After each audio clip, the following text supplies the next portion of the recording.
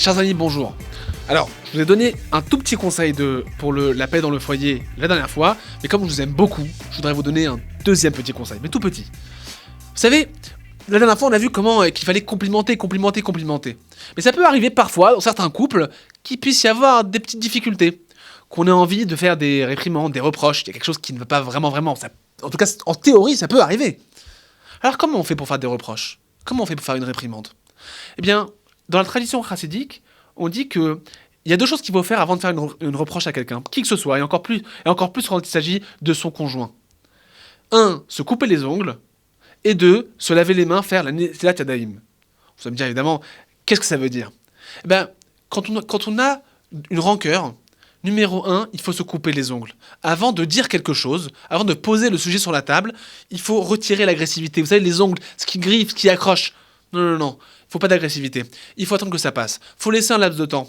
Quand tu tombes dans la boue, c'est pas la peine, quand la boue est fraîche, d'essayer de nettoyer. Parce que tu vas juste faire étaler la tâche. Ce qu'il faut, c'est d'abord attendre que ça sèche. Et quand ça a séché, tu vas pouvoir le retirer. Alors, ne fais pas les reproches à chaud. Ne fais pas la réprimande quand tu as encore plein de rancœur ou plein de colère. Parce que ça va juste dégénérer, rapporter un plus grand conflit. Et finalement, non seulement tu n'auras rien résolu, mais tu auras rajouté des problèmes en plus. Alors, numéro 1, coupe les ongles. Retire l'agressivité. Attends d'être au calme. Attends d'être lucide. Attends d'être serein. Et quand on arrive à cette étape de sérénité, on peut alors poser le sujet sur la table.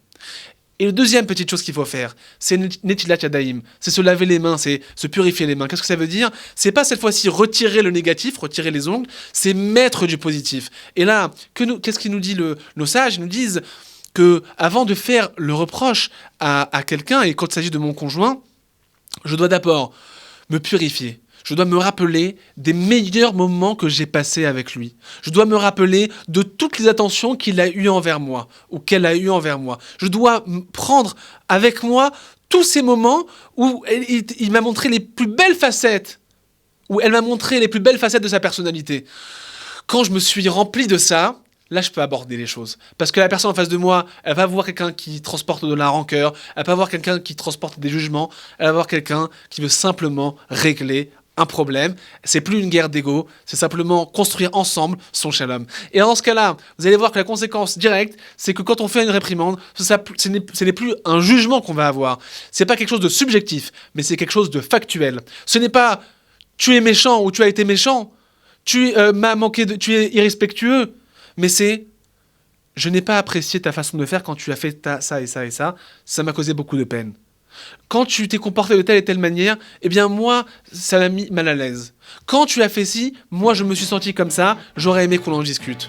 On n'est plus dans le jugement, on est dans régler le souci, régler le problème ensemble, parce que c'est quand on règle les problèmes ensemble qu'on construit son shalom. Alors deux choses, se couper les ongles, se laver les mains, retirer la rancœur, retirer les négatifs, retirer la colère, attendre qu'on soit au calme, la lucidité, se rappeler des meilleurs moments, voir le positif, et quand on a le bon état d'esprit, on règle les problèmes, et je vous souhaite que du shalom.